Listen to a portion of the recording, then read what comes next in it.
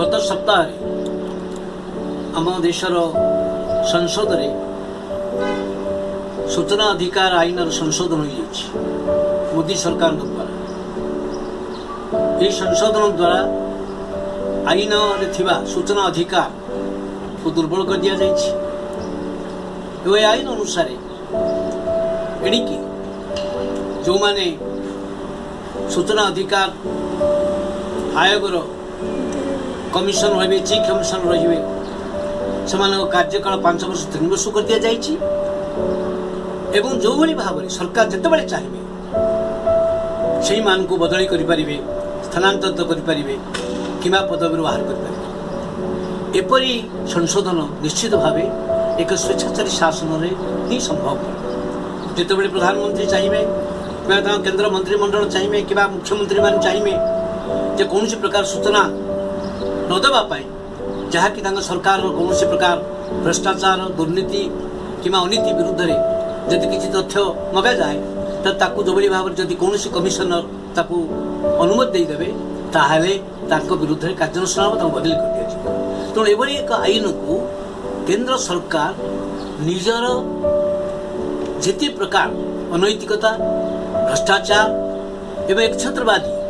शासन को और मजबूत करने एभली सूचना अधिकार को काढ़ी निया जाइछि। आईन संघर्ष द्वारा मिलता कांग्रेस सरकार एवं आईन द्वारा भारत वर्ष में एपरिक कांग्रेस सरकार अनेक दुर्नीति पदा को आसाला जारी फल सरकार बदली एवं बीजेपी सरकार आसाला 2014 पुणी आज 2019 पुनर्वासी सरकार आसी सरकार बहुत हुए निश्चित भाव में गत 5 वर्ष भितर जो भाव में राफेल दुर्नीति पदा को आसला तदंत को बंद कर दिगला एपरी सुप्रीम कोर्ट उपर भी चाप पड़ा एपरी व्यवस्था द्वारा जेहेतु सरकार कौन प्रकार स्वच्छता को पदा को आने सहायक होची बंद कर दि जाइए। आज सारा देश में आम जो गणतंत्र सुरक्षा पाई आम काम करुचे ये देश सब स्वाधीन रदि तार नागरिक माने स्वच्छता सहित एवं अधिकार को जो सब्यस्त करें। तेणु आज समय आसी